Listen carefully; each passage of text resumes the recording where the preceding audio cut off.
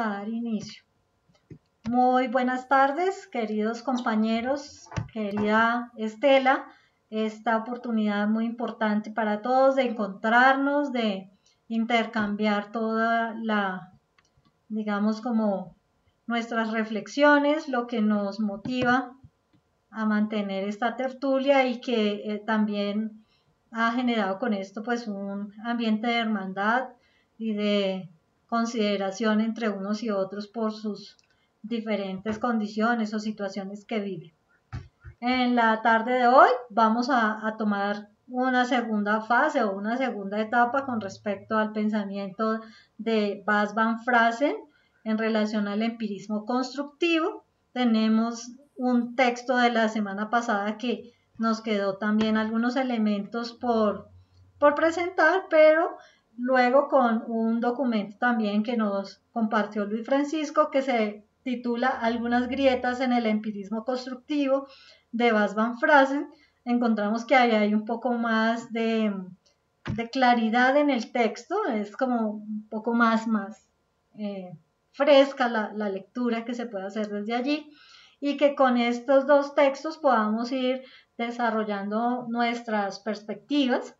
Voy a tomar inicialmente lo que está en el resumen o abstracts del segundo documento, dado que pues del primero no sé cómo titularlo y más bien empezar con esta sección que nos da también elementos coherentes con lo que habíamos leído del documento anterior.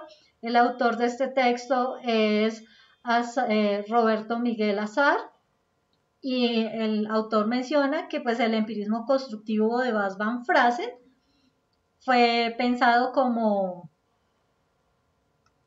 una posición antirrealista que elude todo compromiso ontológico con entidades metafísicas no deseables y que está profundamente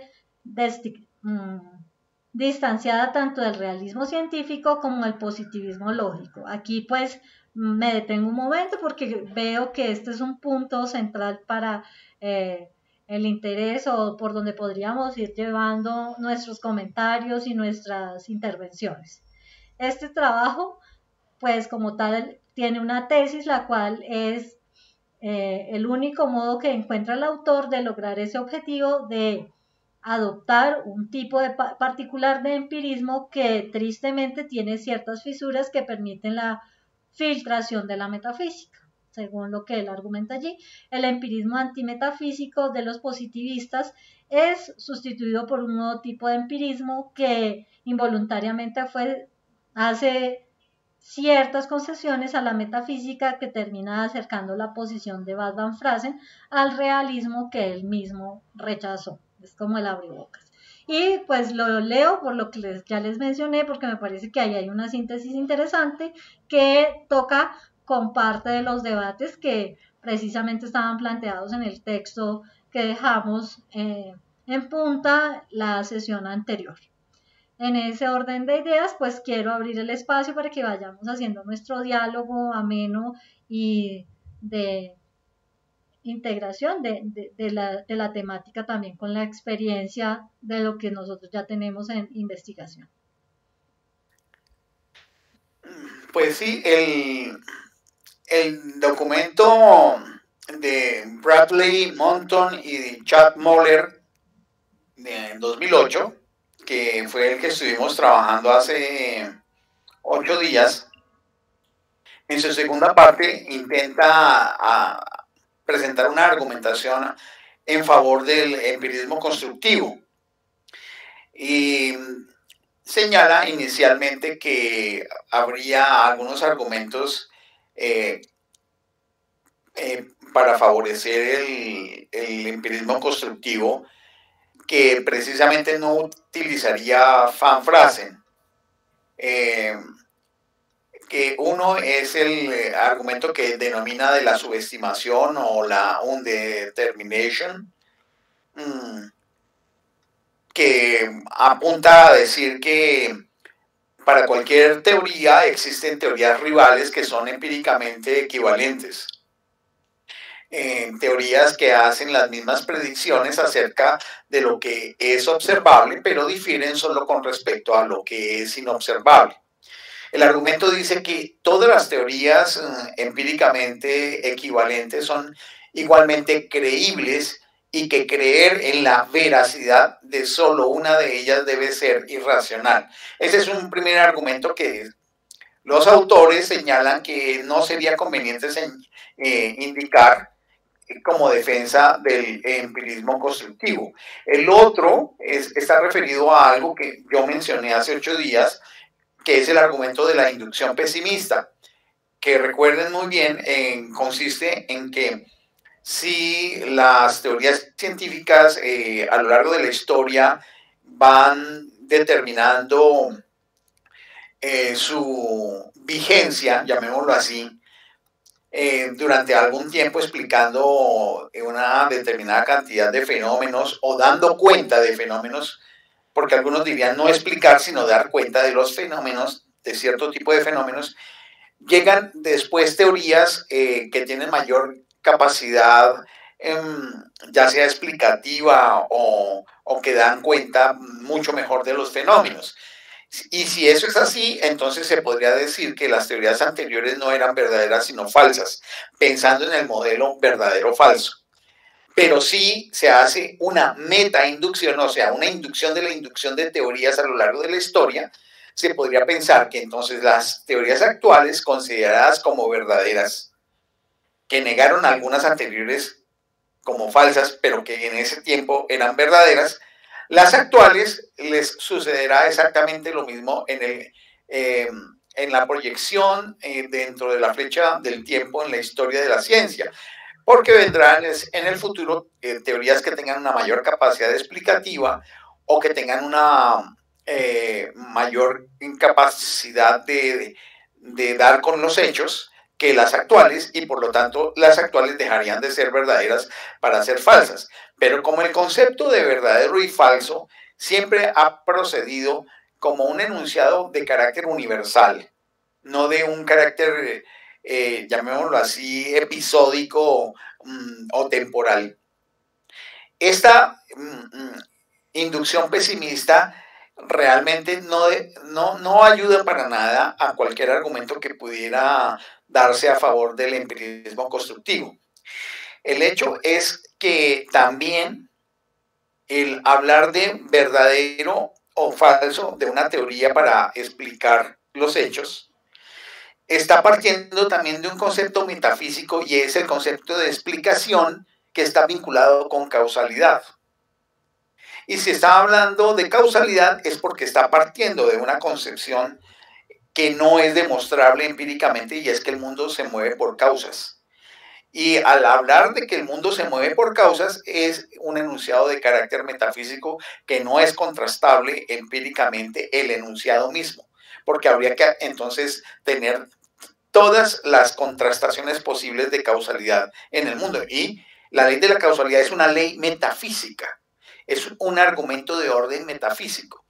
Y ahí es donde vemos cómo es tan difícil eludir dentro de los procesos de construcción de teoría y desarrollo de la práctica científica los enunciados de tipo metafísico, porque ellos son muy fácilmente colables a través de la capacidad argumentativa o la capacidad de construcción o de armado de teorías y de explicaciones o formas de dar cuenta sobre los hechos que se intentan poner en claro dentro de un campo de fenómenos de una determinada ciencia. O de cualquier ciencia que podamos encontrar. Entonces, en ese sentido, el concepto de adecuación empírica, que se coloca como opuesto a verdad, los mismos autores que estoy citando, que están presentando las teorías de Van Fraassen, me refiero a ver, me estoy refiriendo aquí a los investigadores Bradley Monton y Chad Moller de la Universidad de Stanford, pues no caben dentro de una explicación o de una concepción que sea suficientemente autosuficiente en la perspectiva del propio Van Fraasen. Porque, por ejemplo, Van Fraasen, cuando intenta hacer esa contrastación entre la verdad de teorías y la adecuación de teorías, él, en la misma explicación de lo que es adecuación empírica de las teorías, habla de que los enunciados con respecto a los hechos son verdaderos. Y si habla así, está volviendo al problema de la verdad. Ya no con la teoría en general, sino con los enunciados que hablan sobre unos hechos, pero que son contenido de teoría. Luego ahí hay una filtración de tipo metafísico para poder dar cuenta o explicar la supuesta diferencia entre adecuación empírica y verdad.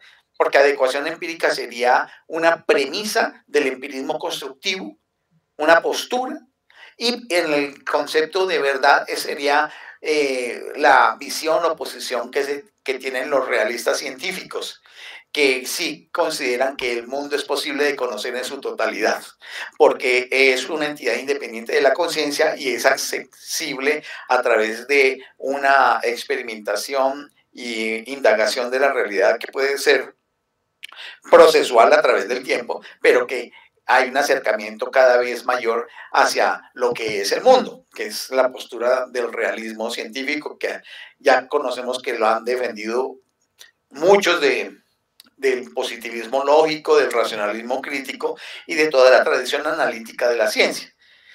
Pero teniendo en cuenta esa llamémoslo así, contrapunteo entre adecuación empírica y verdad de teorías, de todas maneras no se salva Van Fraasen como intentan Bradley Monton y Chad defender pues el argumento de Van Fraasen, porque de todas maneras se le cuela a Van Fraasen esos elementos de metafísica dentro de su enunciado explicativo o estructuración de teoría. A veces es un poquito difícil para mí hablar de esto tratando de eludir la causalidad y hablar de adecuación de teoría como dar cuenta de los hechos. Porque claro, dar cuenta de los hechos no necesariamente implica explicación. Y ahí se puede dar otro tipo de enunciado sobre cómo ocurren los hechos. Pero habitualmente en ciencia tenemos el concepto de explicación como algo muy fuerte. Y explicación es dar cuenta por las causas. Entonces, las causas siempre va a ser un enunciado de tipo metafísico. Me detengo ahí para darle la oportunidad a mis compañeros.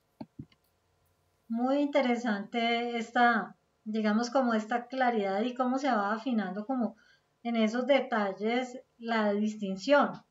Es algo como lo que también estaban planteando en la discusión con Gideon Rosen, donde hay dos enunciados o dos supuestos. El primero es el de T como la teoría que es empíricamente adecuada y adecuada para todo fenómeno observable.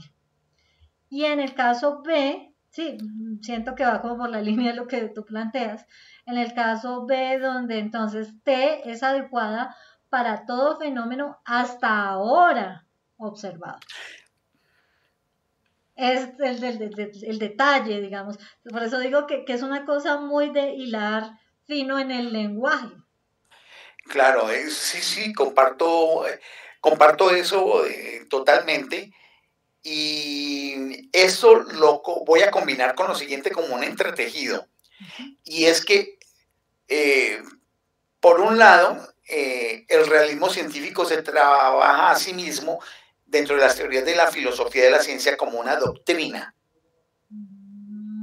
Pero lo que pretende Van Fraasen con la adecuación empírica del empirismo constructivo es que no se tome como una doctrina, sino que se tome como una postura.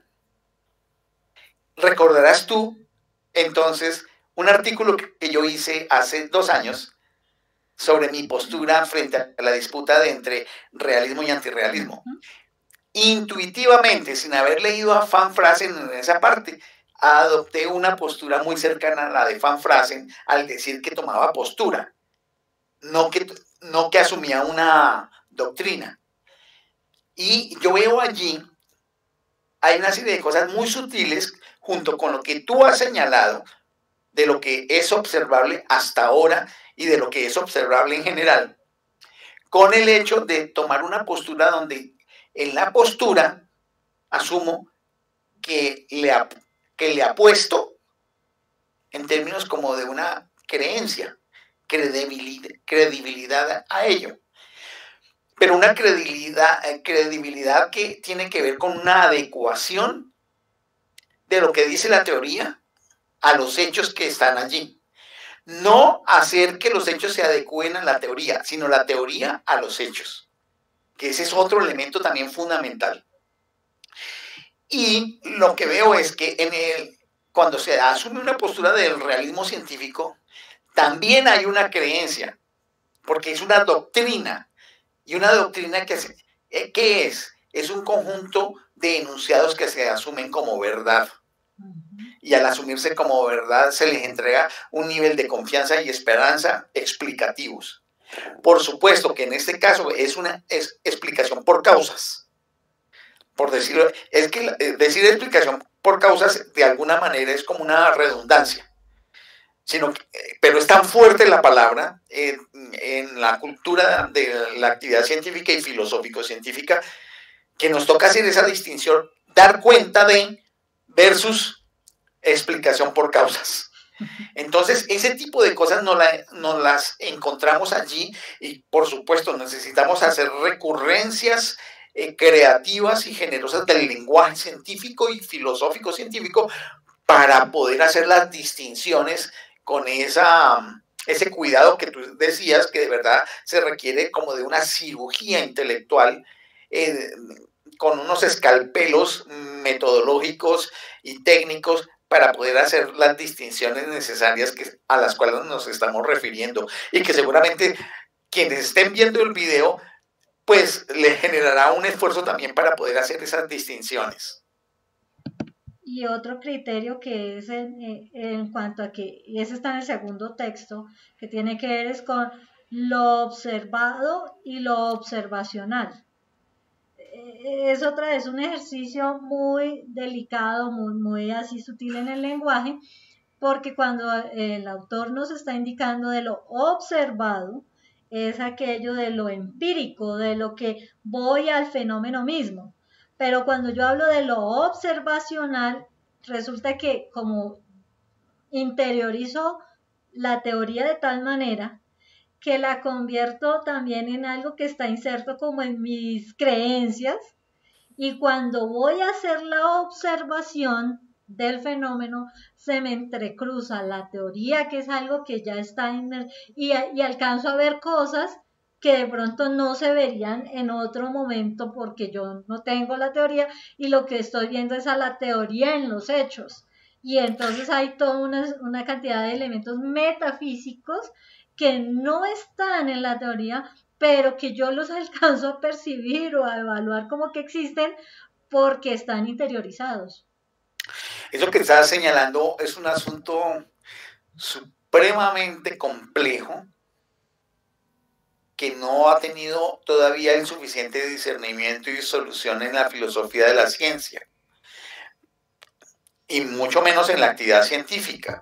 ¿Por qué razón? Porque cuando se habla de lo observacional, claro, lo observacional en filosofía de la ciencia, porque lo observacional dentro de las distintas ciencias que son contrastables empíricamente, ellos no se ponen a discutir el concepto de observacional, lo utilizan intuitivamente.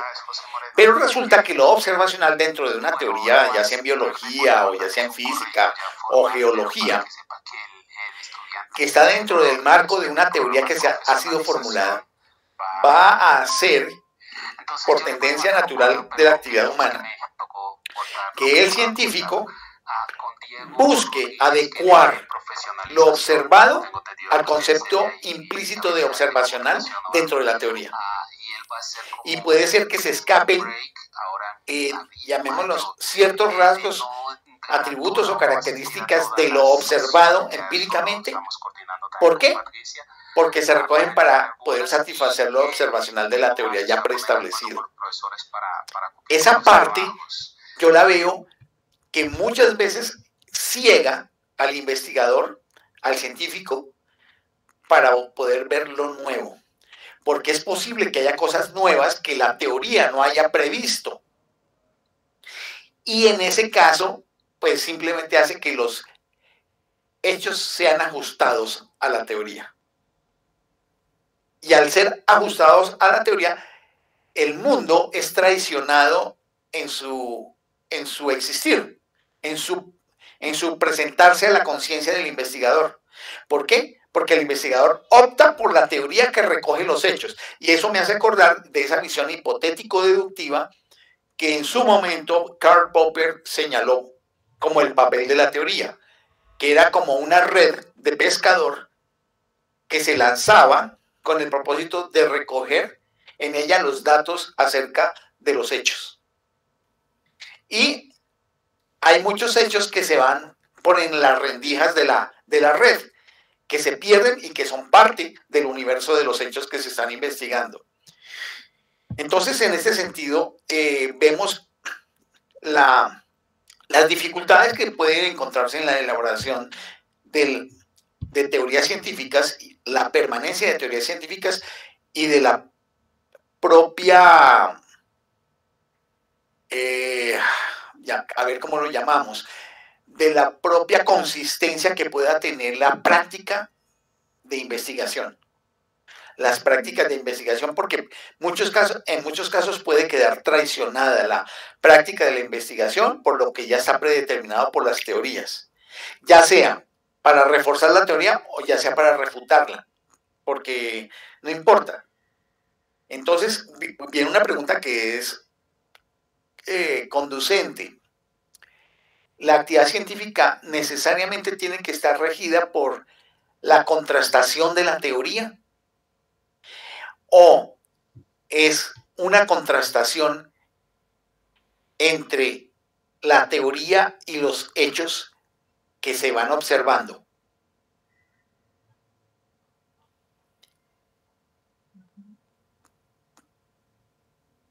Y allí yo pues invito a que se mire eso, porque las teorías son asuntos de finitud, están delimitadas, están compuestas por conceptos y definiciones.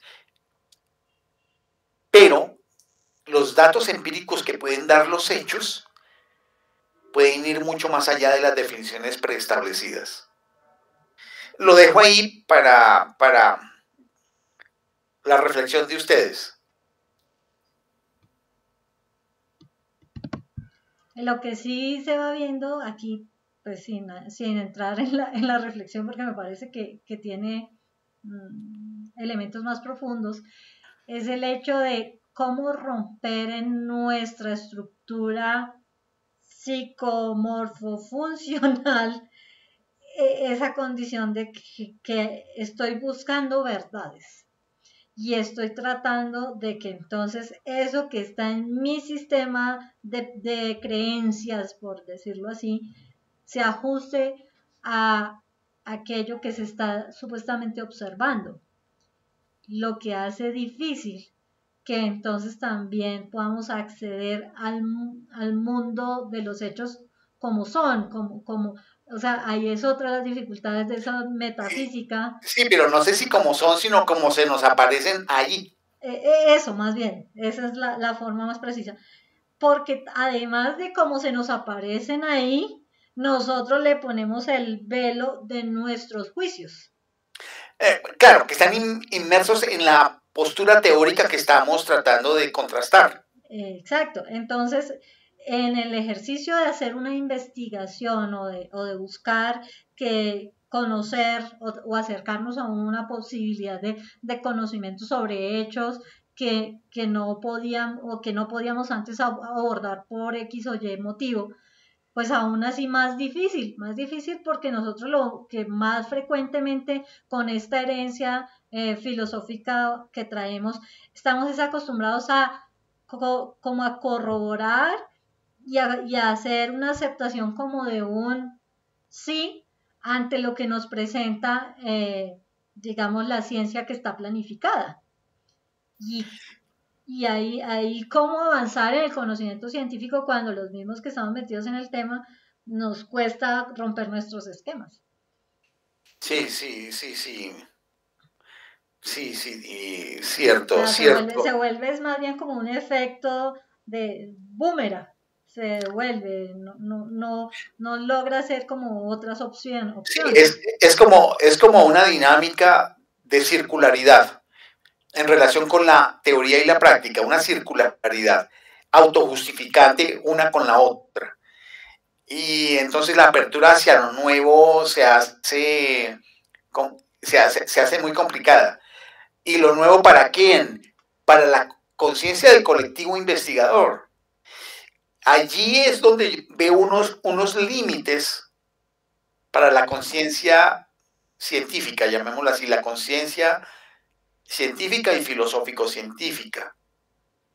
Y esto le da más argumentos, por ejemplo, a los que filosóficamente asumen el agnosticismo, en el sentido de señalar que el mundo es un conjunto de apariencias que se presentan como fenómenos, los cuales los podemos abordar, dar cuenta de ellos, incluso darles explicación por causas, o solamente describirlos, o solamente enumerarlos, argumentando el desconocimiento de si tienen causas o no, argumentando de que solamente se pueden enumerar, pero no se pueden comprender porque están más allá de las actuales posibilidades comprensivas en términos de significado e intencionalidad o en términos de explicación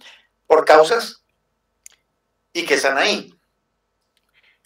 Esto nos lleva a unos límites de nuestra conciencia actual humana. Y el agnóstico, pues dirá, ¿se dan cuenta?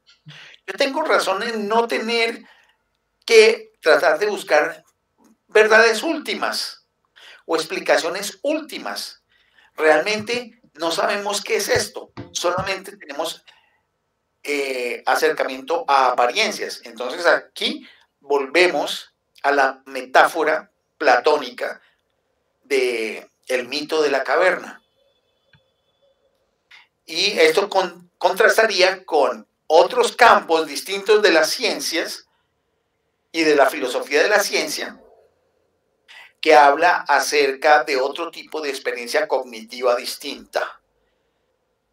El tipo de conciencia cognitiva que se expresa, por ejemplo, a través del arte, los llamados insights estéticos y, por supuesto, los insights místicos o religiosos, como otras formas de conciencia, que, claro, tienen una naturaleza totalmente distinta a las que han sido propias históricamente hablando, de las que ha desarrollado la actividad científica y su reflexión a través de la filosofía de la ciencia en los últimos 120, 130 años.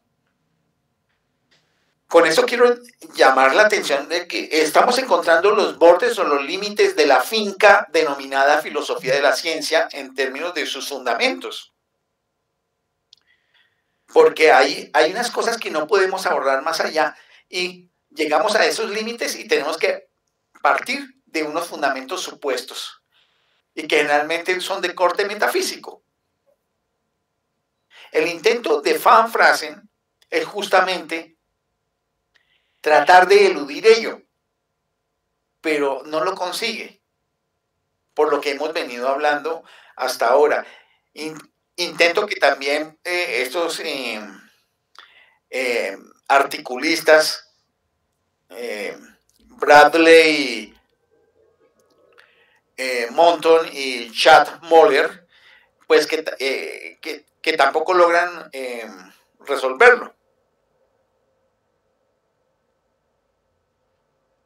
El otro elemento, pues ahí que quiero tocar, que Monton y Moller plantean, es la relación entre teoría y experimento, que está un poco vinculado con lo que Astrid mencionaba y después yo también contrasté. La teoría está definida, está calificada en términos de organización, con sistemas explicativos o modelos de explicación que tienen unos enunciados protocolares, unos enunciados de desarrollo y unos enunciados de lo empírico. Es una estructura teórica. Ahora, la estructura teórica, para llegar a los propios enunciados empíricos, necesariamente toca con unos enunciados que son metodológicos. Los enunciados metodológicos, que hacen parte también de ese cuerpo teórico, son los que van a sugerir cómo proceder empíricamente para fabricar, para construir la infraestructura de contrastación de la teoría, con el uso de una planificación que tiene unas etapas, tiene unas tareas, tiene unas técnicas, tiene unos instrumentos, tiene unas formas de registro y tiene unas formas de poder hacer la captación y detección para dar el registro. Todo eso que es un proceso de gestión experimental necesariamente se deriva de la estructura teórica para poder dar cuenta de los enunciados empíricos de la propia teoría. Entonces, cuando llegamos al experimento, y esto que quede claro que casi nunca en ningún libro aparece, el experimento, que ya es el trabajo del investigador con toda la infraestructura montada desde el punto de vista físico y por supuesto la infraestructura planificada en la teoría, donde están los enunciados empíricos, pues conlleva a que este edificio es un edificio de producción industrial, teórico y práctico, y allí hay unos operadores. ¿Quiénes son los operadores? Los científicos que están haciendo el trabajo.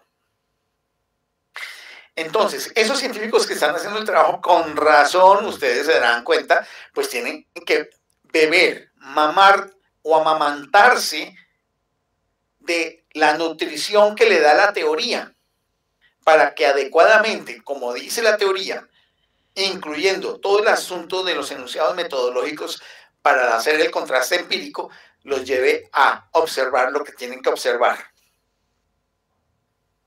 Y es allí donde la misma infraestructura física para hacer la indagación va a generar que muchas cosas que pudieran estar en el campo de los fenómenos a observar se van a desechar, se van a perder. ¿Por qué? Porque no están planificados observar. Pero pueden estar adjuntos a otros que sí son observados. Y aquí es donde está esa diferencia entre hechos observados de hechos observables. Los hechos observables son algunos que pudieran vincularse con la teoría, pero que no están dichos en la teoría, pero que los puede sorprender al científico cuando esté en la observación, ver que están conectados unos que estaban previstos con otros que no estaban previstos. Si uno no se niega a registrar los que no estaban previstos junto con los previstos, aquí hay una ganancia para el trabajo teórico. Pero si desecha los otros, así sean contradictorios con la teoría, no se va a hacer sino solamente un trabajo de corroboración, como decía Astrid. Y en asuntos, en formas más primitivas, que ya no se habla tanto de eso en los círculos más rigurosos, de verificación. Hay algunos que siguen hablando de verificación, pero muy ingenuamente e ignorantemente. De corroboración, llamémoslo así, que es la mejor forma de señalarlo. Yo no sé si con esto se van dando cuenta de cómo esa relación entre teoría y experimento no es una cosa cualquiera. Es todo un proceso de tipo industrial, llamémoslo así, porque requiere de todo un asunto de planificación que parte mismo de la forma como está diseñada la teoría, como están los enunciados de teoría, hasta las propias técnicas y procedimientos que tienen que hacer el operador de investigación, es decir, el investigador con su equipo de apoyo, que tienen que ver técnicos, que tienen que ver con analistas, que tienen que ver con estadígrafos, que tienen que ver con ayudantes de laboratorio cuando se dé el caso, porque esto es un asunto industrial. Entonces, quería dar cuenta de esto para ver que esta postura de Van Fraassen, lo útil es que lleva a estos niveles de hacer conciencia por parte del filósofo de la ciencia cuando estamos mirando el asunto de la adecuación empírica en términos de teoría con respecto al experimento. Bueno, esto ya va cada vez quedando como más, digamos, llevado como al detalle para que se pueda hacer como también las reflexiones que estabas diciendo hace un momento. No sé si Armando, no le hemos hoy abierto el espacio para que nos comente algo. Yo les pido un permiso, un instante. Sí. Armando, ¿tienes ahí algún aporte o observación? No, pues recordando cosas acerca del tema de las teorías. Y es que definitivamente, pues, sí, todas las teorías van a cambiar, se van a ir transformando. Creo que es como la parte clave, ¿no? No es decir que una teoría se desecha, sino que las teorías se van ampliando, se van modificando, van creciendo. ¿De qué puso ahí Estela? Bueno, van creciendo, ¿ya? Me parece que eso es como lo que definitivamente hace nuestro amigo Van Fraassen, que él, cuando él dice que hace una adecuación empírica acerca de una teoría, entonces él lo que está haciendo es tomando, recuerdo que había un cuadro por aquí más arriba, un cuadro en que hay una serie de teorías a las cuales se les hace una adecuación. Aquí está, ¿no? Hay unos modelos de teoría, se establecen unas subestructuras empíricas y de eso se crean, digamos, otras teorías, digamos, paralelas, como el isomorfismo, y allí hablamos de la apariencia, y hasta donde entiendo el tema de la apariencia es la adecuación empírica. Entonces, ¿qué es lo que está pasando? Que esas teorías que nosotros tenemos en principio, pues sencillamente lo que pasa es que están ampliando y nunca van a desaparecer. Y siempre hablamos del tema del cordón de seguridad, ¿cómo era? ¿El tema de la qué? El cinturón protector. El cinturón protector. Me parece que él se acerca a algo de lo cual hemos venido hablando desde hace mucho tiempo, ¿no? Ese cinturón protector. Aquí pues me imagino que la teoría queda protegida, se va a comenzar a ampliar, se van a comenzar a decir muchas cosas, y probablemente, la otra es que no pretende buscar la verdad, no. ¿Por qué? Porque las teorías van avanzando y por eso él riñe con ese tema de que vamos a demostrar que esto es verdadero o esto es falso. No creo que sea el interés de Van Fraassen. Lo que a él le interesa es ir que cada cual, o sea, para decirlo de alguna forma, si alguien está interesado en que la teoría es falsa, no, pues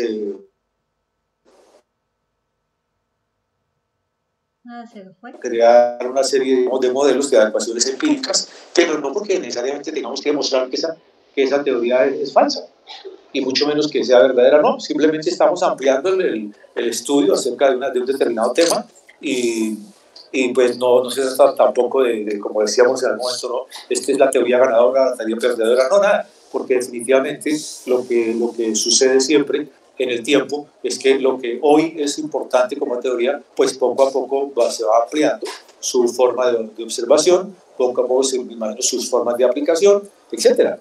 Entonces, No se trata de desechar el material teórico, no, simplemente irlo tomando, irlo adecuando, irlo estudiando y muy probablemente de esas adecuaciones empíricas seguramente van a surgir otros modelos de esa teoría que seguramente no se ha pensado ni tenido en cuenta. Eso es como lo estoy viendo. Pero, y también otro elemento de lo que yo veo ahí es, bueno, hay unas, o cuando se escoge o se elige una teoría, diría uno que se toma la decisión por el hecho de los resultados que con ella se han obtenido, pero eso necesariamente está bajo una fundamentación epistémica. Eso corresponde, digamos, a un conjunto de construcción de conocimiento, perdón, con respecto a la generación, por ejemplo, de lo que se habla de nuevo conocimiento, o eso más obedece a que los resultados esperados coincidieron. Y creo yo, bueno, o veo yo, para no hablar de creencias, y veo yo que en este sistema de gestión del conocimiento en el que se promueve en esta etapa de la sociedad del conocimiento, no están buscando si eso que se está argumentando a partir de la teoría corresponde a un sentido de búsqueda de nuevo conocimiento, de generación de nuevas maneras de abordar los problemas, sino más bien qué tan rentístico, qué tan ajustado resulta esa teoría para poder atender al plan económico que se ha previsto a través de este sistema. Y no quiere decir que esté mal o bien, sino a qué se le está dando mayor fuerza o mayor valor. Bueno, eso que tú estás tocando, Astrid, que es un elemento supremamente importante hoy, que no ha sido tomado por los cuernos todavía por el grueso de los filósofos de la ciencia, porque estamos en una especie de tránsito entre mirar la forma clásica del análisis de teorías y su relación con la práctica científica en términos del experimento o en términos de la observación, pero solamente los estudios sociales de la ciencia o la sociología del conocimiento científico son los que se han venido interesando por esa parte que tú señalas. Pero en la perspectiva de la filosofía de la ciencia como una interciencia con las ciencias de la sociedad, se requeriría indudablemente vincular esos elementos que tú estás señalando, que hoy se encuentran dentro de lo que es el megaproyecto industrial de producción de conocimiento en favor de la dinámica de la economía. Porque, por supuesto, las teorías siguen existiendo, las ciencias independientes unas de otras siguen existiendo, así como existen unas ciencias de la complejidad, existen unas ciencias dentro de esas ciencias de la complejidad, como las ciencias del medio ambiente, las ciencias de la tierra, las ciencias del espacio, y así sucesivamente otros conjuntos de ciencias, donde a través de sistemas dinámicos de alta complejidad se intenta dar explicación sobre múltiples fenómenos que interactúan en múltiples ámbitos. Por supuesto, existen también tecnologías que se siguen trabajando de manera independiente una de la otra. Los campos de la ingeniería y la tecnología siguen teniendo también una propia identificación, pero también entendemos la existencia de megaproyectos donde ciencia básica con desarrollo tecnológico e innovación están vinculados dentro de la producción de bienes y servicios, algunos de bienes y servicios no necesariamente para todo el público consumidor del planeta, sino para cierto tipo de clientes que tienen ciertos niveles de poder y tienen cierto tipo de estrategia de dominio para otros niveles de producción y consumo dentro de la economía y, por supuesto, el ordenamiento geopolítico de las naciones y dentro de ellas, pues, los distintos pueblos. Son como niveles de escala en los que encontramos eso. Y allí donde tú apuntabas, que es la tecnociencia geoestratégica, pues por supuesto, estos dominios y análisis que estamos hablando hoy, pues no se han abordado.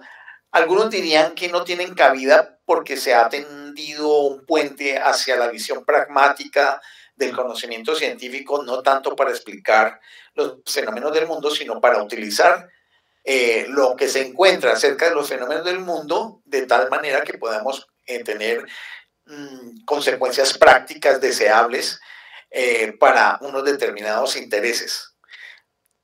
Por supuesto, más allá de cualquier beneficio humanitario de tipo global.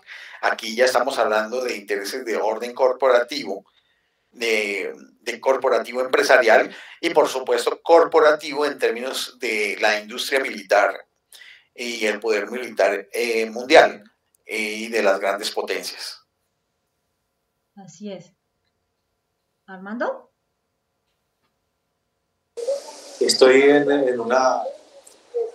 Tengo como dicen por ahí, un vía crucis en el alma, porque, digamos, hay un tema aquí con el asunto de la creencia, que se ha mencionado varias veces, en el sentido de que no aceptamos que sea una verdad, pero lo vamos a tomar como una creencia.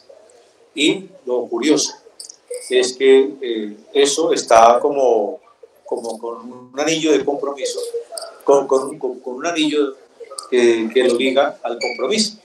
Entonces yo no sé por qué eso me suena a una metafísica profunda en esta teoría. Es que justamente eso que estás diciendo, Armando, es aquellos agujeros dentro del empirismo constructivo cuando se adopta como una postura en la cual dentro de esa postura se asume una creencia en que una teoría es más adecuada empíricamente que otras. Ese es el punto. Y ahora vamos a dilucidar qué entendemos por creencia. Y ahí tenemos que solicitar la ayuda de lo que es la experiencia hermenéutica, de la hermenéutica teológica por un lado y de la hermenéutica en ciencias sociales. El asunto es que creer está vinculado a una relación, sí, de conocimiento, pero con unas actitudes. Tenemos una primera actitud que es la actitud de confianza. Entonces, cuando creemos en relación con un conocimiento, tenemos la confianza en que lo que dicen esos enunciados de conocimiento son las formas más adecuadas, estamos hablando de empirismo constructivo, las formas más adecuadas de dar cuenta de unos determinados hechos. Y además de tener esa confianza, mantenemos la esperanza de que eso que se dice sobre esos hechos corresponden a la mejor adecuación posible. Vamos a observar que esa creencia que tiene que ver con confianza y esperanza perfectamente se identifica con la confianza y esperanza que se puede tener en cualquier confesión de fe religiosa o de fe mística, porque la creencia está vinculada con la actitud de fe, y fe es esperanza y confianza. En cristianismo hay unas definiciones muy claras sobre lo que se considera como fe. Hay unas definiciones teológicas que yo no recuerdo bien, no sé si así las recuerdas bien para que nos las puedas explicar acá, de qué es lo que se considera como fe. Fe es la convicción, la certeza de lo que se espera, de lo que no se ve, pero que se espera. Perfecto. En este caso sería que eso sería la adecuación de la teoría a los hechos y que se espera que aunque no se espera que eso llegue a ser o que siga siendo. Yo lo veo de esa manera. Es algo más en el futuro, a que se... Claro, sí, es de expectativa. Y en ese caso, eso es un imponderable que tiene la especie humana. O sea, la fe es algo que no se puede arrancar de la naturaleza del espíritu humano. Prueba de ello es que, mira, no la encontramos aquí en Filosofía de la Ciencia, pero denominada de otra manera. Cuando hablamos, por lo menos en el caso de Van Fraasen, de postura. Por supuesto, si somos realistas, entonces la adoptamos como, no como una postura, sino como una doctrina. Y yo soy realista, como lo diría Mario Bunge, porque es que a mí ¿quién me va a decir que el mundo no es objetivamente observable? Vaya usted, déle una patada a una piedra y va a ver que se le inflama el pie por la patada de la piedra. Existe un mundo independiente de nuestra conciencia. Y eso es así. Usted, ¿cómo me va a negar eso? Mire las mediciones, mire las contrastaciones. ¿Qué actitud hay allí? Toda una actitud de fe. Porque la fe es en el dato empírico que es contrastable empíricamente. Entonces, no podemos eludir por ningún motivo. No lo podemos eludir. O podríamos decir en este otro sentido, compañero. La investigación científica y la manifestación filosófica de los padres del materialismo dialéctico nos han dicho que el mundo se mueve a través de una dinámica dialéctica de lucha de contrarios. Y la lucha de contrarios genera una serie de leyes que, mire, Engels las explicó claramente en el caso de la física, de la química y de la biología, que están en una constante relación con las hipótesis del darwinismo de la selección natural, donde la lucha continua de contrarios es la que genera el movimiento de los fenómenos que ocurren. Eso es incuestionable, compañero. Y ahí vemos exactamente lo mismo. Es una doctrina. Entonces, llámese doctrina como la de los realistas o llámese doctrina como la de los materialistas dialécticos del marxismo o de cualquier otra doctrina. Porque tomamos aquí la doctrina de la fe de la Iglesia Católica y nos vamos a encontrar con algo semejante. Otro ejemplo, como lo del positivismo lógico. Efectivamente. O lo que nos podemos encontrar, por ejemplo, con las doctrinas propias del Islam, acerca de que Alá es el Señor Supremo y que Mohammed o Mahoma es su profeta. Entonces, yo lo que quiero dar en consideración acá es que todo tipo de conocimiento subyacentemente tiene elementos de creencia. Y la creencia no la podemos eludir. Porque te llegaría en el campo de la ciencia, te podría llegar alguien que te dijera, ven, mete tu dedo aquí y mete tu dedo aquí en los enunciados científicos para que tú consideres que eso es así. Cuando tú consideras que eso es así, habiendo hecho el dato empírico, estás manifestando de todas maneras creencia en... o sea, que el asunto de la creencia es ineludible. Yo lo veo después de más de 30 años de estar estudiando filosofía de la ciencia y contrastándolo con otras filosofías, religiones, teorías. El asunto de la creencia es algo que está subyacente y yo me negaba a aceptarlo. Susan Haack, una filósofa política, filósofa de la ciencia, ha planteado el asunto de esa epistemología basada en la creencia, que es algo que es ineludible. Claro, hay creencias, hay actitudes o digamos posturas que pueden ser más sutiles, rigurosas, y hay otras que pueden ser muy groseras. Vamos a ver qué es lo que nos dice Estela, que está señalando varias cosas. Dice Estela, entonces lo único aparentemente cierto es que solo sé que nada sé, porque lo que me diera certeza se cae y otra teoría al paso del tiempo propicia eso. Pero esa frase también es un absoluto con la palabra nada. Esa es una reflexión que me parece muy valiosa que está haciendo Estela. Entonces, el decir solo o nada también es algo definitorio. Y dice, el argumento de Estela continúa, y de la teoría, y lo observable y observado, pues se dejan algunos por fuera si no prueban tu hipótesis. El hecho es que esta combinatoria de elementos que está dando aquí Estela nos conduce a tener una actitud menos arrogante, más humilde frente a la construcción de conocimiento en el campo que sea. Pues aquí estamos tratando el campo del conocimiento científico. Y nos remite a ciertas, incluso interesantes, áreas filosóficas del hinduismo que se pueden relacionar con lo dicho también por Kant en su momento, creo que por Jung también, acerca de que este mundo es una ilusión y que solamente tenemos apariencia, es decir, fenómenos.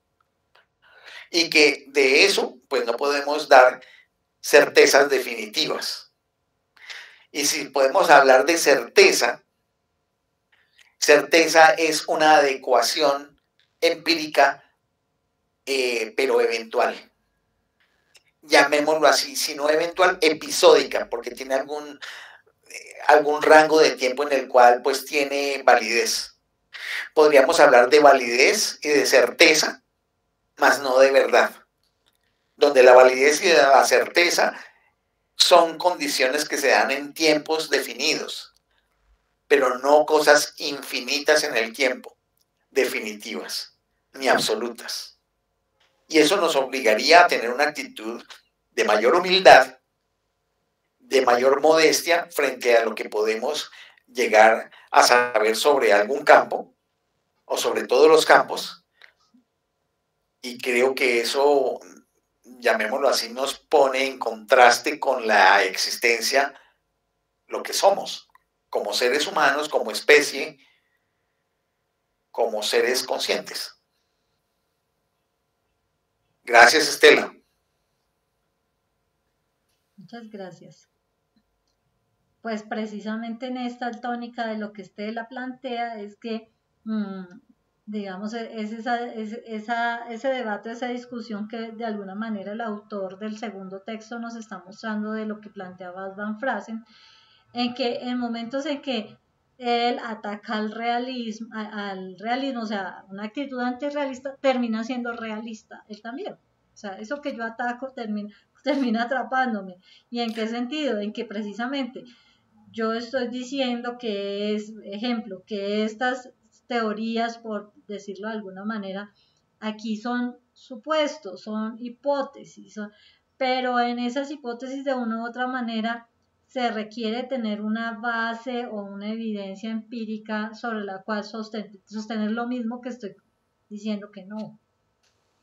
Entonces, es como si nos estuviéramos sosteniendo en el vacío y necesitamos algo en que sostenernos.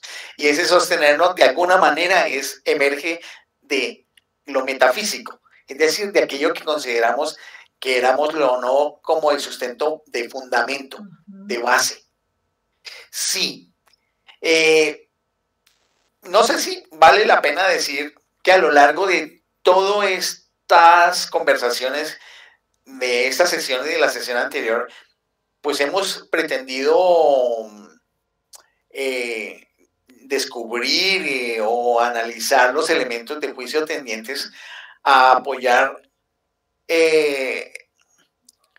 las ideas de que las convicciones del intento de Van Frazen de evitar una metafísica inflacionaria, la que para él estaría muy unida con el realismo científico, pues realmente fracasa, tal como lo decía Astrid.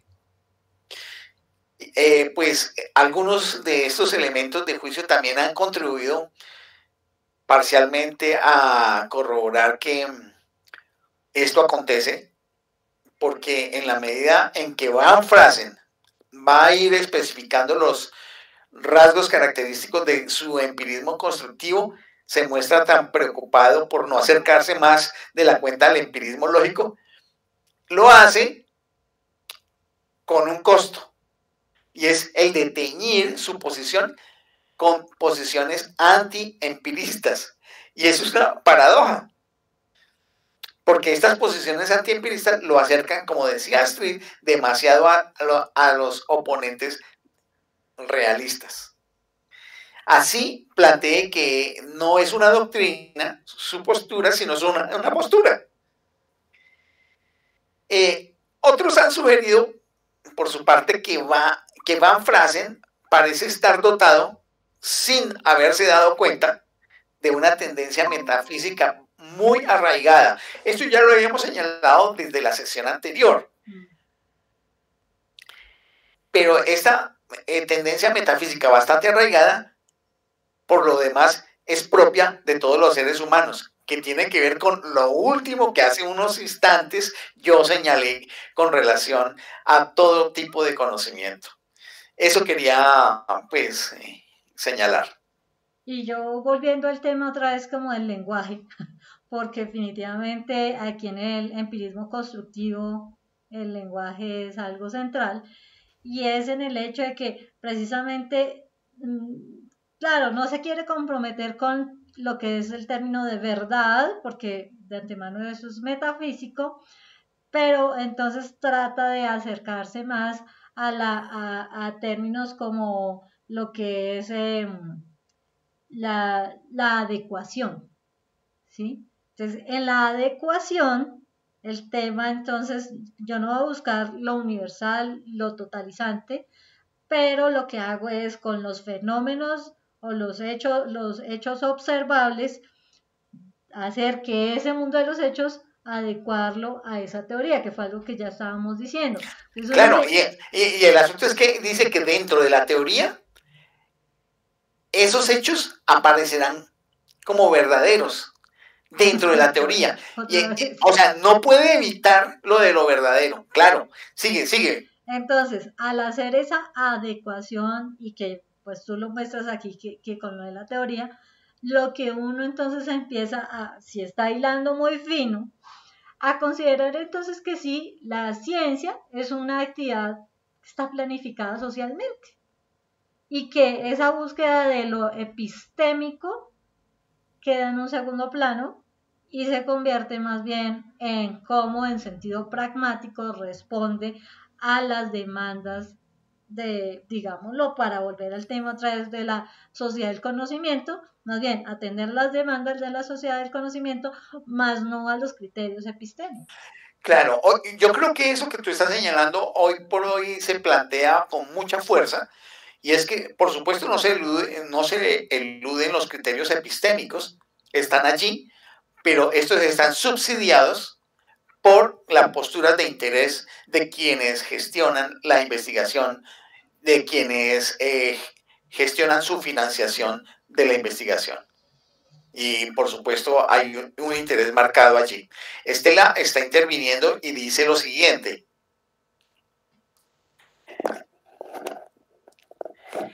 Y como se dice de Picasso, hay que saber de formas para poder deformar. Así que hay que revisar la teoría de todas formas. Bueno, es un juego de palabras que está planteando allí Astrid. Estela. Estela. Dice, ¿y la sociedad del conocimiento con intereses económicos? Claro, porque la sociedad del conocimiento, la misma denominación sociedad del conocimiento, surge a principios de los años 2000, haciendo que esa relación entre ciencia, tecnología y sociedad en los aspectos de investigación, desarrollo e innovación, busca que la sociedad se convierta en una sociedad donde el conocimiento se hace mercancía, se hace valor económico. Y por eso esa subdeterminación o subestimación del valor epistémico de las teorías actuales por los valores económicos que están primando sobre ellas, y que quienes gestionan la investigación, quienes gestionan la financiación de la investigación, de alguna manera están haciendo que los científicos y todos los profesionales del área científica y de la misma filosofía de la ciencia, al adoptar el concepto de sociedad del conocimiento, el valor epistémico está en función de el interés pragmático y económico propio de esa producción de conocimientos y de conocimientos para el uso a través de la tecnología.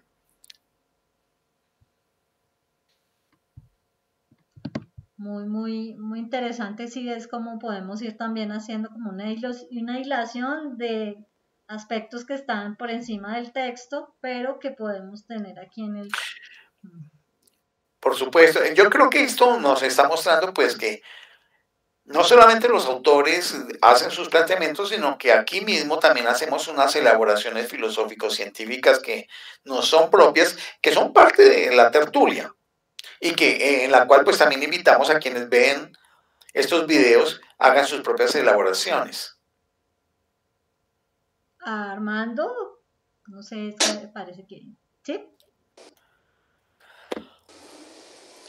Estoy aquí porque me perdí un pedacito de la intervención de Francisco, pero bueno, yo no sé, yo este señora, mi amigo Van Frasen y su empirismo constructivo, lo empiezo a ver como un paquidermo busque elefante o elefante busque paquidermo, pero digamos con una intencionalidad, ¿ya? Y cuando hablaba de la creencia ligada al compromiso, y después encuentro con que, por ejemplo, dice la adecuación empírica, es creer en la adecuación es menos audaz que la creencia en la verdad de una teoría, pero del mismo modo pide un compromiso con la creencia.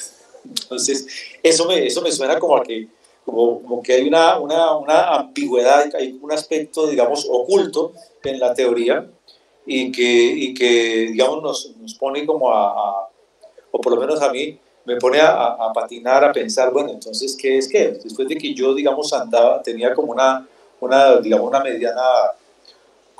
una mediana visión acerca del aspecto metafísico, entonces, digamos, sí, me parece interesante que podemos ver en este momento que la ciencia tiene su aspecto metafísico. ¿Por qué? Porque cuando tenemos una teoría, pues definitivamente estamos amparados en la creencia de que esa teoría va a resultar, y bueno, es eso, ¿no? Entonces, ¿por qué razón la creencia en la adecuación? O sea, puedo creer en la adecuación, pero eso es menos audaz que creer en la verdad de una teoría. Pero además está diciendo que todas las teorías con el paso del tiempo definitivamente van a cambiar. Entonces, si hacemos, ¿cómo era la cuestión aquí? El pesimismo, creo que la inducción pesimista, entonces todas las teorías son falsas. Entonces, ¿no?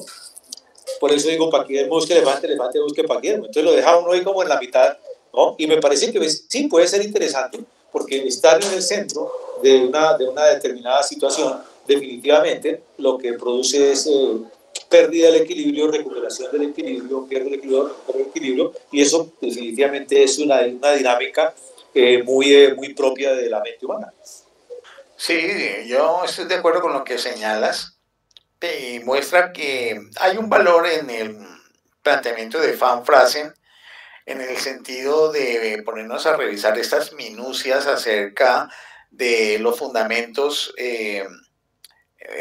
metafísicos y de la actividad científica, como el intentar eludirlos, también demostrar sin quererlo que es supremamente difícil evitarlo porque se cuelan por cualquier lado, cosa que hemos sabido ya desde hace varios años, que los componentes metafísicos se cuelan por cualquier lado, y que al final de cuentas la actitud de creencia no solamente está en la toma de postura, como el antirrealismo científico que promueve la tesis de la adecuación de teorías de Van Frasen, también está en aquellos que consideran que las teorías son verdaderas, estamos hablando de los realistas científicos de distinta postura, y que por supuesto esa es una consideración que también implica una creencia, y ya dijimos que creencia está relacionada con una confianza y una esperanza de que lo que se dice ya es adecuado empíricamente por un lado o es verdadero por el otro, pero de todas maneras hay un asunto de creencia, lo cual nos muestra, como decía muy bien Estela, que no sabemos fielmente cosas sobre lo existente, por no decir no sé nada, no sé nada de nada, o solo sé que nada sé, no. Sabemos cosas de apariencia y sabemos que eso que sabemos de apariencia puede cambiar, porque en los tiempos nuestras prácticas y experiencias nos permiten cambiar porque podemos hallar cosas nuevas. Y ese es el hecho de la actividad científica. Sin embargo, eso que asumimos que explican las cosas hoy, le damos una confianza, seamos realistas o seamos antirrealistas, le damos una confianza de que esa es la mejor explicación que tenemos hoy o la mejor cuenta de los hechos que tenemos hoy. Y por un lado, si somos antirrealistas, podremos admitir que después vendrán algunas otras que sean mejores. Si somos realistas, entraremos en esa contradicción que tienen habitualmente los realistas, que cuando llega una nueva teoría, entonces la teoría anterior en la que usted creía y consideraba que era verdad, pues no era así. Ese es uno de los dramas del realismo científico. Esas son las platas en las que estamos nosotros, todos, y no solamente en el campo de la ciencia, sino en el campo de toda actividad humana. Y otro elemento que aquí destaca el autor y que me parece, pues a mí me llama la atención es, si decimos que estamos tratando de eludir o de sacar del camino a la metafísica, entonces, para hacer ciencia, ¿no? Definitivamente sabemos que se van a meter algunos elementos y esos de tipo metafísico a partir de lo que estamos ya diciendo, que se expresa a través de las entidades en términos científicos. Ahora el lío es cuáles de esas entidades aceptar y cuáles no. ¿Cuál es digamos, como el criterio de demarcación que me permitiera decir por qué a este criterio que sabiendo que es metafísico sí lo acepta la ciencia, o a ese conjunto de científicos en cuanto a enunciados, en cuanto a construcción semántica de teorías, y por qué a estos no? A ver, ¿cuál es el criterio? Esa es una. Y por el otro lado, si se están construyendo unas tesis o sobre esas hipótesis que se siente segura la ciencia, entonces sobre esas hipótesis, ¿cuáles son esos compromisos ontológicos que hacen que se acepte esa tesis y esta no? O sea, definitivamente esto, creer que aquí, o por lo menos establecer criterios claros para decir que sí y que no, nos pasa como el mismo tema cuando estábamos estudiando de lo observable y los inobservables. Aquí dónde, aquí quién nos dice cuál es el límite, cuál es el punto medio por lo menos, y que en esos compromisos ontológicos, si de todas maneras complicado sacar del cuerpo del sujeto que hace la investigación esos compromisos. Lo que tú estás planteando a lo largo de la historia de la tertulia sobre filosofía de la ciencia es un tema que no habíamos tratado nunca. Eso que acabas de señalar, sobre todo el primer punto, porque pues no hemos visto con mucha claridad un acuerdo dentro de las comunidades de filosofía de la ciencia del mundo, si hacer un acuerdo de qué compromisos de carácter metafísico vamos a admitir dentro de la ciencia que implican una base ontológica necesaria para poderlas definir. Pero además de eso, hay una cosa que pues no la trataste, pero que es subsidiario del anterior, y es el tipo de compromiso epistémico con relación a esos ontológicos, Astrid.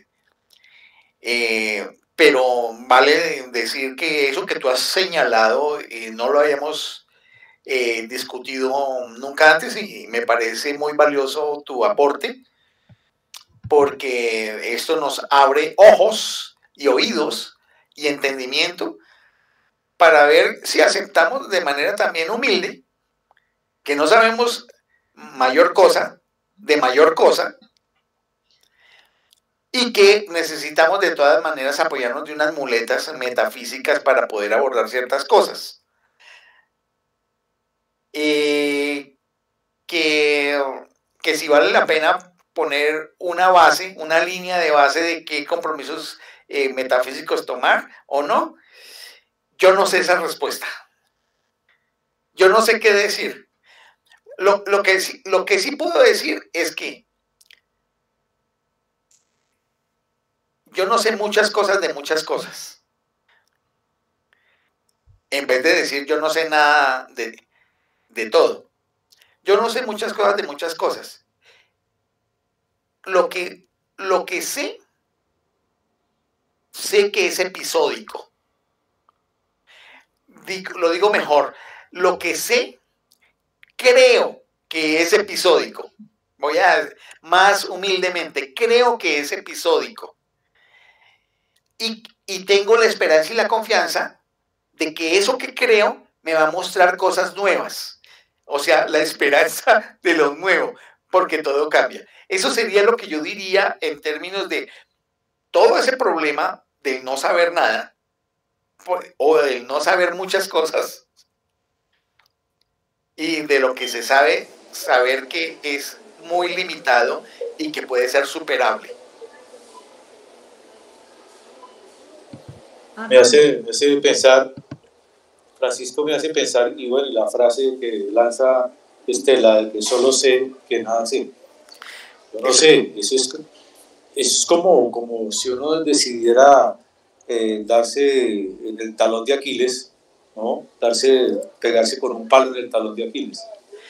Por eso entonces, yo no hago esa frase, hago esta otra que dije. Sigue, Armando. Y en que pienso, por ejemplo, que muchas veces uno dice es que la gente es ignorante. Entonces me parece que no, de pronto no son ignorantes. Lo que pasa es que ignoran. ¿Ya? Entonces, claro, si el que ignora dice, solo sé que nada sé, pues posiblemente no sabe ni por qué razón surge la frase, pero está muy cómodo con ella. Pero si el sabio dice, solo sé que nada sé, indudablemente lo que el tipo está haciendo es una proyección del conocimiento que tiene y se da cuenta que realmente todavía no sabe mucho. Entonces lo que planteo es que ahí se establece como una cuestión de ambigüedad, y por eso digo, no es que la gente sea ignorante, no, lo que pasa es que la gente ignora. Es como eso, estoy como intentando entender que definitivamente uno no puede, o los seres humanos definitivamente, mal que bien, pues avanzamos, aprendemos, etcétera, y unos con mayor suerte que otros, de pronto se pueden dar hasta el lujo de participar en tertulias para entrar en estas cuestiones tan finas y tan delicadas del pensamiento. ¿Ves? Entonces, claro, yo aquí me doy cuenta que solo sé que nada sé, pero yo no ignoro. No ignoro, ya sé que existe una cantidad de modalidades, de cuestiones del pensamiento, sé que las teorías científicas han atravesado una serie de avatares, etcétera, y que definitivamente que en medio de todo, pues se avanza, ¿no? Claro, lo que sucede es que la expresión que solo sé que nada sé es una expresión metafísica también. Entonces, el saber es una afirmación muy fuerte para decir que eso es ineludible, que es así. Y nada es algo también ineludible. Solo y nada son elementos totalmente metafísicos, porque son componentes de una afirmación que es totalmente contundente. Y en verdad, en certeza, llamémoslo así, no en verdad, sino en certeza de los hechos, todos los seres humanos sabemos alguna cosa que puede ser eventual, que puede ser episódica. No sabemos cosas eternas. Sabemos cosas eventuales, episódicas. Cuando digo eventuales, de un instante, y episódicas de una franja de tiempo.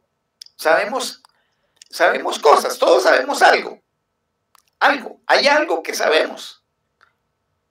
Y dejamos de saber para saber otras cosas,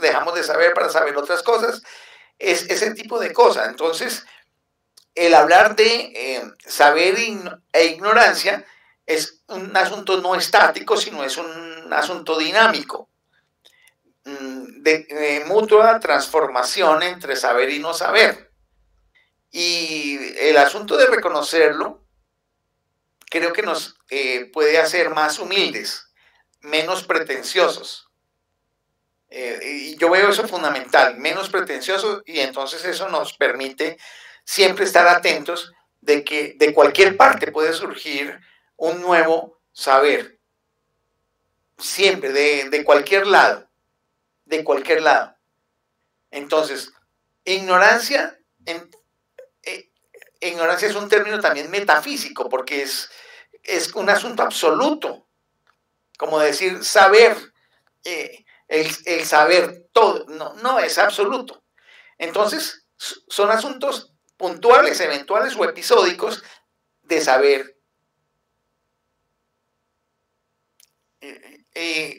¿Cómo será esto al final? No tengo la menor idea, pero me parece fascinante seguir avanzando con una cerillita de lo mínimo que podemos saber eventualmente y episódicamente por un camino oscuro del sendero de la existencia y seguir caminando, cruzando ese sendero, y aquí cruzando ese sendero de la mano de unas personas queridas como Estela, como Astrid y como Armando.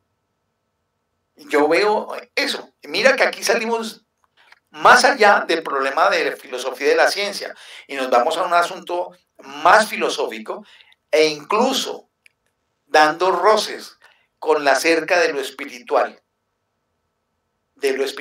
y de lo existencial.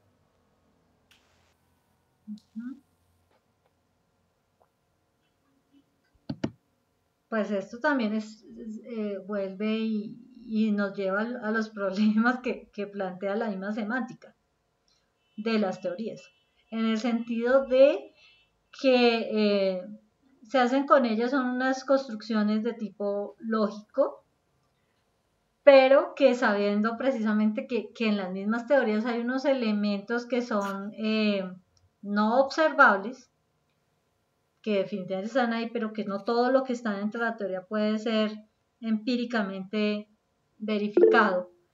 Lo que lleva con ello es a generar que las teorías apenas hagan con ello como un ejercicio apenas de interpretación lógica que se adecúen de acuerdo a la experiencia o al experimento que se esté trabajando, y con ello hacer que definitivamente el término de lo absoluto, lo verdadero, lo universal, no pierda la razón de ser, porque definitivamente las teorías apenas son un esbozo y un rasgo de eso que nosotros estamos asumiendo como lo real, o lo que es lo existente, pero no nos alcanza esa expresión, esa explicación o esa argumentación para darle con ello a aplicación a todos los fenómenos que pudiera cubrir esa teoría. Estela quería hablar. Sí. Y voy a aprovechar un ratito de aquí. Sí, toca así. Bien. Estaba el otro día viendo un programa de Marioleto Puig. Y entonces aquí me causa ruido algo, ¿no? En el siglo pasado, más o menos a mediados, no, como en los 70s, se empezó a darse cuenta que habían enfermedades que no tenían una raíz psíquica, física, sino una raíz debido al estrés o a problemas emocionales. Esta parte de estos problemas emocionales entonces tendrían que ver con la fe, o sea, si no tuviera fe, ese médico no habría visto eso. No sé cómo plantear la pregunta, pero espero que me entiendas, Francisco. Es decir, solamente desde una persona que tiene fe se puede ver que no solamente las causas de una enfermedad son físicas, también tienen que ver con creencias, no sé si decirlos espirituales o mentales, o por lo menos por lo que se ha podido comprobar si son psicológicas, ¿no? Como el estrés, como muchas otras cosas. Entonces, la pregunta es en cuanto al componente que se hablaba hace rato, que decía Francisco, que la parte de la fe, pues sí tiene que existir para poder comprobar cosas a otros niveles. Pero es que yo no decía que tiene que existir, es un asunto que está ahí. Está ahí, pero y está ahí en relación a lo que vemos del mundo, cómo concebimos el mundo, etcétera, etcétera. Ahora, eso que estás diciendo de lo psicológico y de las enfermedades es un tipo de explicación teórica sobre las enfermedades, pero es una manera de utilizar el concepto fe de otra forma distinta a la que estamos utilizando acá. El asunto es que aquí tenemos convicciones sobre las cosas. Ahora bien, el asunto de explicar de que hay enfermedades que tienen un origen psíquico y que de pronto pudiera haber fe ahí, eso es una explicación teórica sobre la fe en relación con las enfermedades. Eso es una cosa totalmente distinta en el sentido que hemos estado tratando aquí, el asunto de la fe, porque recuerde, definimos, la fe es la esperanza y la confianza en algo que estamos concibiendo. Sí, exactamente.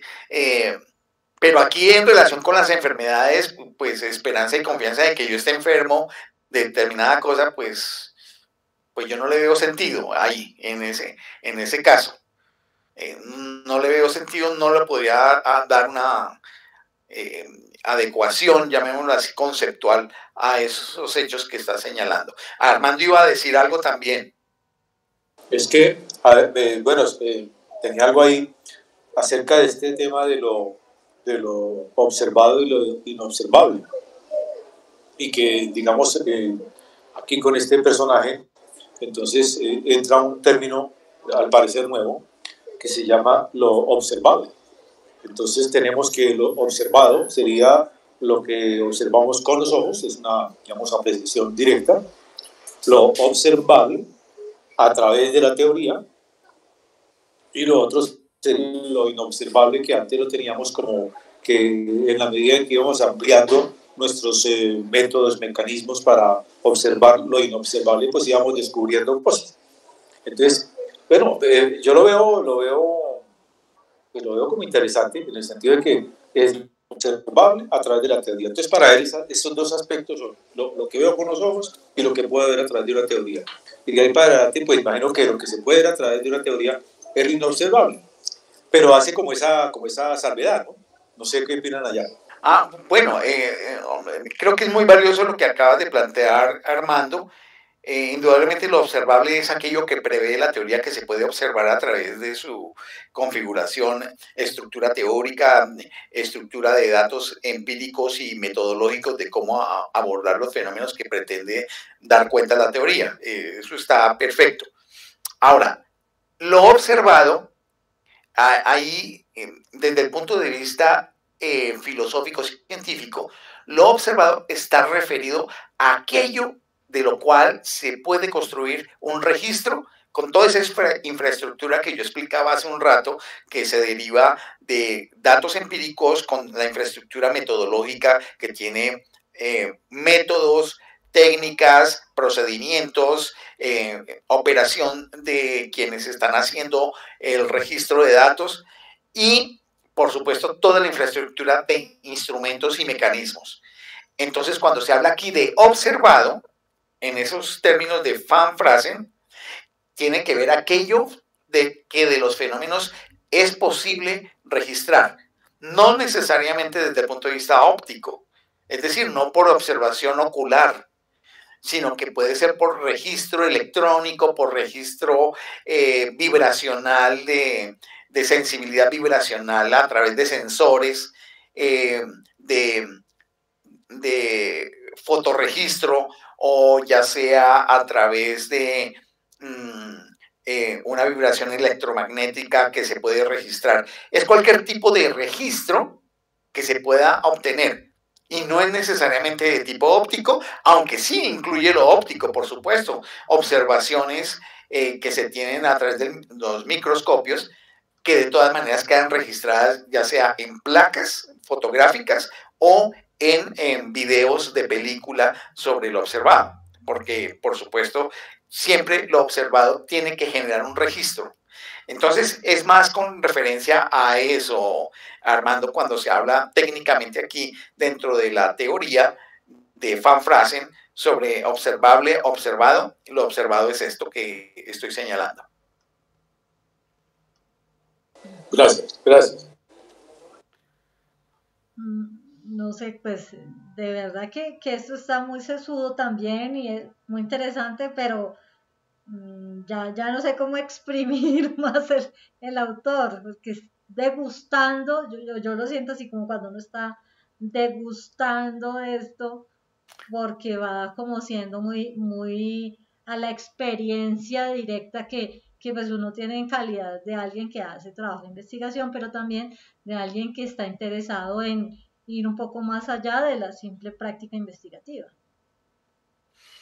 Pues yo veo que hemos abordado lo sustantivo de los textos en relación con el pensamiento de Van Fraasen, como para una reflexión general sobre su pensamiento, o parte de su pensamiento, porque hay una parte posterior en el pensamiento de Van Fraasen que tiene que ver con lo de las posturas y después con lo que él llama estructuralismo empírico.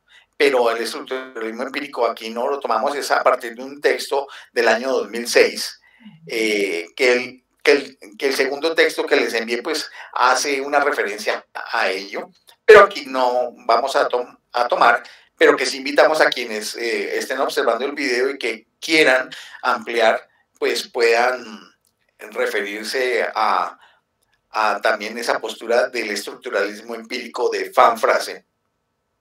Bueno, pues siendo así las cosas, pues creería que podemos ya dar el cierre y bueno, en el transcurso de estos días para que acordemos lo de cómo vamos a hacer la próxima tertulia, pero pues muy agradecida con ustedes porque hoy ha sido muy, como eso que les digo, como cuando uno se siente a degustar al autor, a conocer las cosas más en el sentido de esto cómo tiene hoy en las condiciones concretas que tenemos, en la experiencia vital del investigador, de quien se interesa por los temas de la filosofía de la ciencia.